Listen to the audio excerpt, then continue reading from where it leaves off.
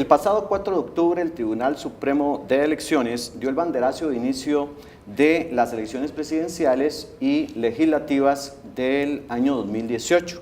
Hoy conversamos precisamente con el doctor Luis Antonio Sobrado González, presidente del Tribunal Supremo de Elecciones. Muy buenos días. Buenos días, don Martín. Es un gusto estar con usted hoy y con la gente que nos está viendo a través de la televisión.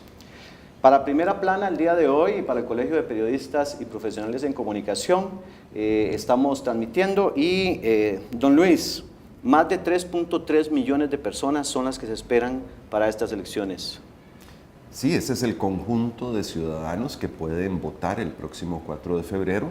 Recordemos que hay una renovación integral del gobierno nacional, tanto en la presidencia de la República como los 57 diputados de la Asamblea Legislativa, atendiendo al principio de alternancia en el gobierno de la República y la posibilidad que tienen todos los costarricenses de participar en esta decisión tan importante de quienes nos van a gobernar por 4 años más, y que aspiramos que sea gente que se comprometa con ir a votar y con hacerlo de manera informada con un voto inteligente.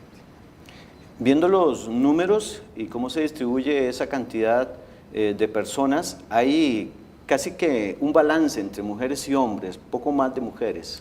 Sí, para efectos prácticos, la mitad mujeres y la mitad hombres, un poquito más de un género que de otro. Bueno, eso es muy importante. En cuanto a la inscripción de partidos, cerró el día viernes y fue lo que se esperaba. ¿Lograron todos los partidos inscribir candidatos a presidente? Tenemos un total de 25 agrupaciones partidarias presentando candidaturas en el plano presidencial o de diputados.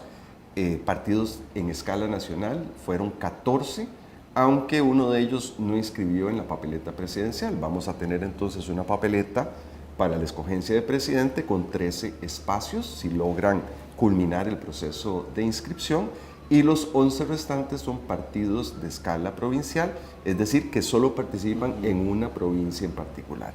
Esto nos hace pues que la oferta política sea muy amplia, que todos los costarricenses puedan escoger cuáles candidatos se alinean mejor con su manera de ver la realidad nacional y sus aspiraciones de cara al próximo gobierno. Por segunda vez, señor presidente, votan en el exterior. Hay una gran cantidad de personas que ya se han inscrito, según entiendo. ¿Cómo lo ve usted desde su perspectiva? Hay que recordar que el Código Electoral de 2009 amplió la posibilidad de votar encontrándose fuera del país, siempre y cuando las personas hayan tramitado a tiempo el respectivo traslado electoral. Esta es la segunda experiencia que tendremos luego de la elección presidencial de 2014. Eso sí, solo votarán por la papeleta presidencial.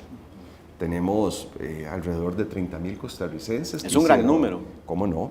Que hicieron la diligencia de manera oportuna y que tendrán esa oportunidad de sumarse a esta escogencia de nuestros próximos ¿Cuántos gobernantes. países más o menos están representados, consulados y demás? No tengo el dato exacto, ¿No pero estamos hablando de países de toda la geografía, en donde hay consulados, nuestros, no sé, alrededor de 15, 20 países. Sin duda un número importante de costarricenses, eso realza también más, ¿verdad? Y brinda la oportunidad para más democracia.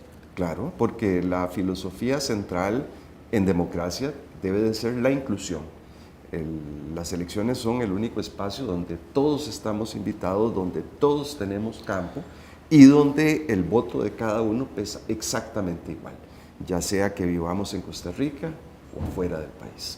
Don Luis, ante algunos hechos que se investigan en este momento y que pues, han puesto en vilo ahí la situación política en el país, ¿cómo percibe usted, cómo visualiza la campaña electoral de cara a febrero? Vivimos en tiempos diferentes, con un electorado mucho más crítico, que selecciona de manera más inteligente su voto, donde las familias políticas tradicionales alineadas en torno a los hechos del 48 no tienen la significación que tuvieron para otras generaciones, donde hay un nuevo espacio de debate que son las redes sociales, donde en general las personas tienen acceso a mayor cantidad de información y desde ese punto de vista tenemos un electorado mucho más exigente. Nosotros aspiramos que se concrete esa idea de votar de manera informada para que el voto sea un voto inteligente, pero también aspiramos a que los candidatos presidenciales no desperdicien el tiempo en rencillas y discusiones estériles y que más bien le presenten al electorado cuáles son los diferentes planes que tienen para afrontar los problemas que afectan al país. Desde ese punto de vista, yo creo que será una campaña donde los candidatos deberán de dar la talla frente a ese electorado y desde ese punto de vista tienen esos candidatos un gran desafío de presentar con seriedad sus planes y de cómo van a concretar esas ideas para el bien de las mayorías. La campaña que ustedes han desarrollado también hacia la población precisamente llama a que sea un voto pensado e inteligente. Eso es muy importante porque nos pone en una ventana de oportunidades de partidos y demás, y precisamente a no votar por el primero que veamos, sino que, como lo decía usted, que sea inteligente ese voto. Es importante tener en cuenta dos cosas.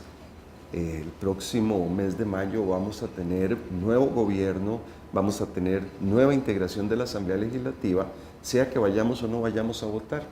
Y desde ese punto de vista es relevante que en esa decisión nosotros estemos presentes, que cada ciudadano tenga parte en esa delicada situación y para ello hay que votar y para ello también hay que informarse de manera suficiente de cuáles son las opciones, cuál es ese menú que tiene la ciudadanía de dónde pueda escoger. Sin duda, quedarnos al margen no resuelve los problemas y antes bien no apunta a que los nuevos gobernantes sintonicen de la manera más adecuada con el sentir popular. Estamos conversando para Primera Plana con Luis Antonio Sobrado, presidente del Tribunal Supremo de Elecciones. Y don Luis, para estas elecciones se estima aproximadamente la deuda política o contribución del Estado en 30.000 millones. ¿Se han dado algunas suspicacias o alguna preocupación en algunos partidos de que no se pueda contar con todo ese dinero? ¿Cómo lo han visto ustedes? Sin duda es la propia Constitución y la ley la que fija el monto del cual disponen los partidos para emprender gasto electoral, pero también para financiar sus gastos permanentes en términos de organización y capacitación. De suerte tal de que la discusión presupuestaria en la que estamos actualmente en nada afecta ese derecho. Esto significa que los partidos van a poder ejercer ese derecho y en el peor de los escenarios lo que no se apruebe en este presupuesto deberá de ser repuesto mediante presupuesto extraordinario del año entrante, porque en todo caso los recursos van a necesitarse de manera efectiva hasta el segundo semestre del año entrante, toda vez de que primero vendrá la elección, después ellos tendrán que liquidar sus gastos y el desembolso está previsto hacia finales del año entrante. Así que todavía tenemos la oportunidad de completar esos fondos y proceder como legalmente se establece a repartir la contribución en proporción a los votos recibidos y de acuerdo a los parámetros que la ley sustantiva fija. Muy bien, a partir de la convocatoria también de elecciones, don Luis, también arranca la veda publicitaria o gubernamental. Aquí hay algunos aspectos que nos gustaría aclarar en virtud de que los comunicadores de instituciones y también los comunicadores de medios de comunicación, freelance, etcétera, pues obviamente es un periodo difícil para ellos también. Entonces, al respecto, según los alcances del artículo 142 del Código Electoral, ¿qué no se puede hacer? Esa pregunta es muy relevante, sobre todo porque es importante que haya claridad en las reglas del juego. Lo que está prohibido por ley es la pauta publicitaria. Esto significa que las instituciones públicas, para no afectar la equidad en la contienda, tienen un periodo en el cual no pueden invertir sus recursos para difundir el quehacer de las instituciones, los logros obtenidos o los proyectos que tengan en mente realizar. Evidentemente estamos hablando de medios de comunicación tradicionales, pero también medios en Internet. Esto no significa que no existan excepciones a esta regla. Asuntos, por ejemplo, relacionados con las emergencias nacionales, como la que acabamos de sufrir en nuestro país, y aquellas informaciones técnicas indispensables cuya difusión sea fundamental para asegurar la eficacia y la continuidad de los servicios públicos.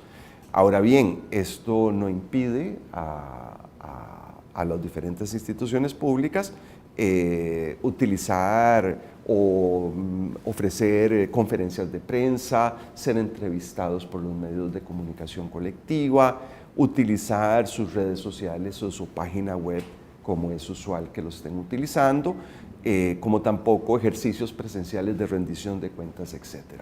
Repito, lo que está prohibido, el criterio base es no se puede invertir en pauta publicitaria para dar a conocer los logros de la institución, como también los proyectos en los cuales puedan estar involucrados. Aparte de emergencias y algunos aspectos de carácter científico, como está establecido, ¿qué otros aspectos quedan a salvo? Quedan a salvo, por ejemplo, aquellas instituciones que venden bienes o servicios en régimen de competencia.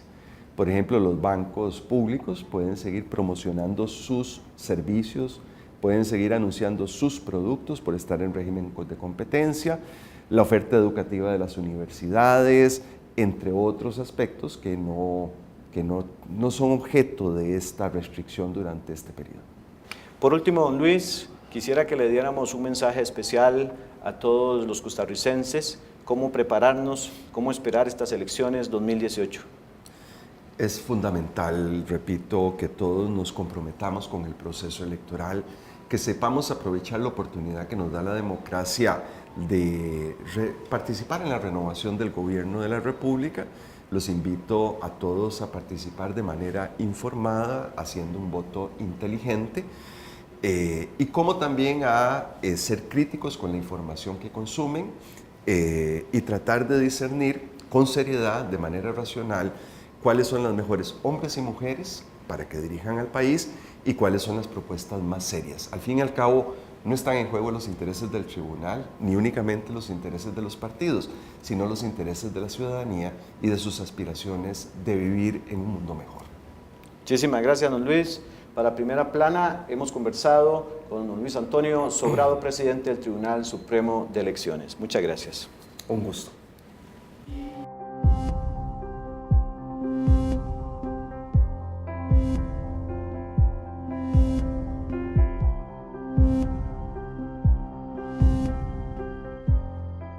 Colegio de Periodistas Profesionales en Comunicación.